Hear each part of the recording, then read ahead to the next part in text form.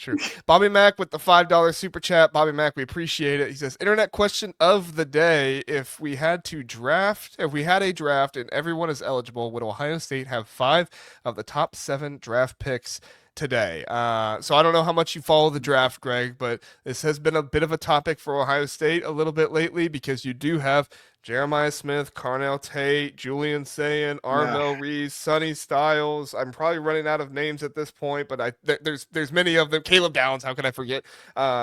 They're or this is a loaded Ohio State team. Not all of those guys will go to the draft, but if they did, would Ohio State have that many players drafted in the top 7? What do you think? Sonny Stiles is fantastic. I love Sonny Stiles. Uh huh. I love Carnell Tate, Caleb Downs. I guess. What's I not guess. to love? I mean, it's just ridiculous. It really is. And again, I saw someone talking about Tom Fornelli of CBS Sports that said this. It's like Ohio State's got all this talent. They're just fantastic. But they also do all these little things correct.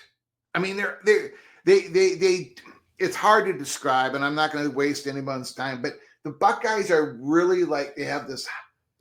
I think Ryan Day thinks a lot about recruiting and having guys on his team that have a very high IQ, football IQ, right? Mm-hmm. Okay, yeah, the Buckeyes are the most talented team in the country, but they might be the smartest too. Mm-hmm. And that really infuriates me. I mean, because it's just like, my gosh. I see other football programs that have got some talent, but you watch them and like the Florida State Seminoles, that team, their players have to be told, you're in this jumbo package. I mean, you can see it on the side. The Buckeyes are like, boom, boom, boom, boom, boom, boom, boom, boom, boom, boom. It's everything. Ryan Day, it's just a machine out there. So they got all this. Like, I watched that 42-3 Ohio State over Minnesota. Buckeyes it wasn't even a bead of sweat coming down on anybody on that sideline, and it was just the machine. They knew exactly what they were going to do.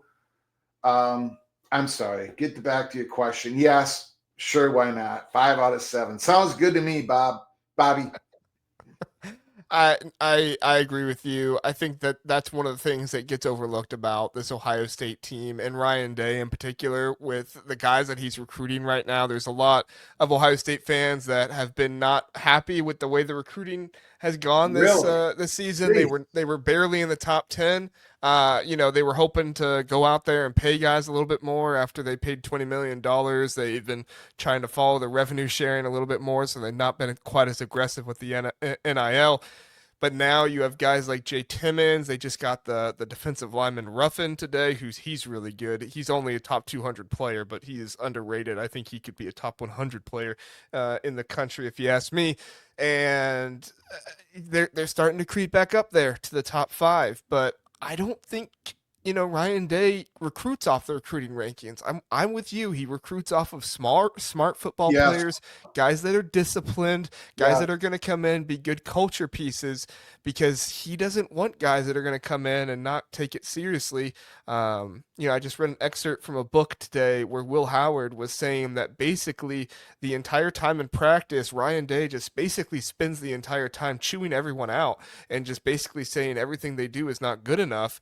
And it's like, you gotta be pretty mentally strong to be able to go through a practice where the head coach the entire day is just telling you not good enough, not good enough, not good enough, get better, do this better. Of course, he's encouraging a little bit here and there, I would think, but for him to just basically tell everybody like this is not good enough.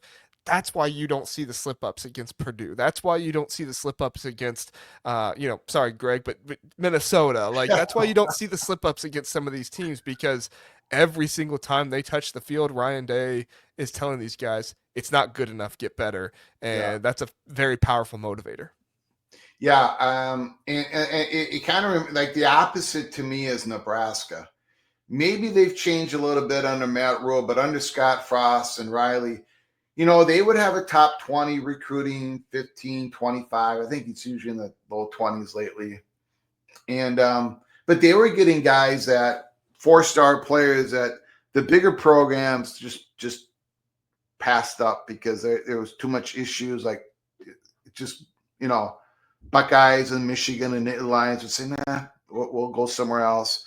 And so Nebraska would get these 4-star, and it's like none of these guys are going to work out. None of them are going to work out because they're all idiots, right? But Nebraska took them. So like Ohio State's the opposite. It's like they've got such a high standard. And so if I was a Buckeye fan, which I couldn't imagine being, no offense to you Buckeyes out there, but I would not worry about the rankings. I think recruiting rankings. I think that's the last thing y'all got to worry about. I mean, as long as the guys got talent, you bring them in, they got talent, they got the body structure and everything else that you need. Sounds like Ryan Day is going to turn them into something special there at Yeah. Ohio State. And if they don't turn into something special, guess what? You got somebody else right behind them. I mean, they're playing a freshman right now, Zion Grady, I think is his name. Actually, he's a really good player. He just passed up a senior in snaps this Mm-hmm. past game. I was looking at the PFF snaps as I like to do for every team, and he passed a senior in snaps, and it's like this is the scariest part about this Ohio State team because they're going to lose a bunch of players again this year, and people are going to say, okay, well they lost a bunch of players, they can't be good enough again. Well, when you got guys behind them like Devin Sanchez, Zion Grady, some of these freshmen, it's like, okay, you can lose a bunch of players, but you're just going to get really good players right back after them again. And as we know in college football right now, that's the hardest part of your roster is stacking talent. And I don't know if there's anybody in the country right now that's stacking talent like Ohio State is. Yeah, I would agree. I would agree. So